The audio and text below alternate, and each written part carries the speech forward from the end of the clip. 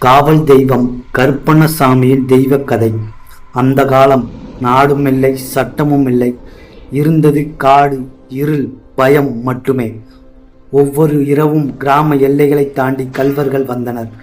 பெண்களை தாக்கினர், விவசாயிகளை தாக்கினர், வயல்களை இழந்தனர். அப்பொழுது கிராமத்தின் மூத்தவர்கள் வானத்தை பார்த்து சொல்லினர், எங்களுக்கு ஒரு காவல் தெய்வம் வேண்டும். தூங்காத கண்கள் கொண்டவனாக இருக்க வேண்டும். பயம் அறியாதவனாக இருக்க வேண்டும். அந்த இரவில் வந்து உதித்தார் கருப்பசாமி. கருப்பு மேகங்கள் மூடிய இரவு. மின்னல் பிளந்தது. மண்ணில் ஒரு வீரன் எழுந்தான். உடம்பு முழுக்க கருப்பு, கண்ணில் நெருப்பு, கையில் கூரிய அரிவாள், முகத்தில் கோபமில்லை, நீதி. அவன் சொன்னான், இந்த எல்லையை தாண்டி தீமை வந்தால் என் அரிவாள் பேசும். அன்று முதல் அவன் தூங்கவே இல்லை. கருப்பணசாமியின் கதை பார்ட் 2 விரைவில் வரும்.